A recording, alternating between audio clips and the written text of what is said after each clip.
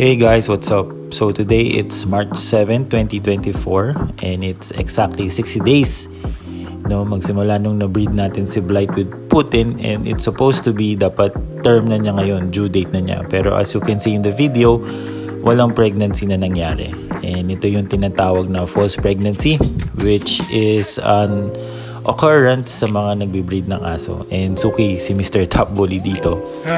And total, nandito na rin naman tayo. Let's talk about it. Let's talk about false pregnancy in dogs. So, ang false pregnancy daw in dogs can happen to any breed. Hindi lang daw sa American Bully, pwede din sa Aspin. Oh my God! So, nangyayari ito sa mga aso na pagkatapos nilang mag-heat. So, after 3 to 4 weeks daw ng kanilang heat, pwede silang magpakita ng changes in behavior or physical appearance. So, kahit na stud or hindi, pwede daw sila magpakita ng symptoms na ganito. So, sa kaso ni Blight, so nag-iba yung physical appearance niya. After niya ma-stud around 3 weeks, nag-start na lumaki yung mammary glands niya, and then mag-start din lumaki yung tiyan. So, iniisip na namin, this is a good sign na buntis yung aso. So, around 50 days, nag-start na kami mag-worry kasi hindi lumalaki yung size ng tiyan ni Blight.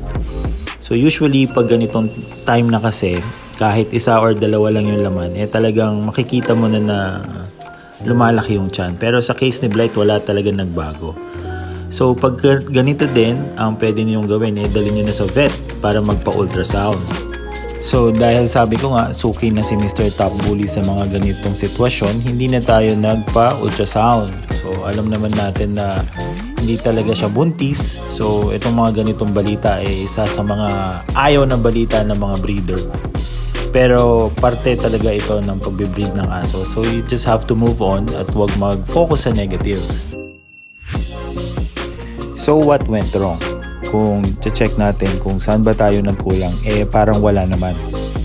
Kasi yung dam natin na si Blight, well conditioned, nasa right age siya. So second hit na din niya, so ibig sabihin ready na siya or mature na yung katawan niya para magbuntis. And at the same time, minonitor natin yung heat cycle niya. Actually, nakalimang progesterone test tayo bago natin nahuli yung peak number niya.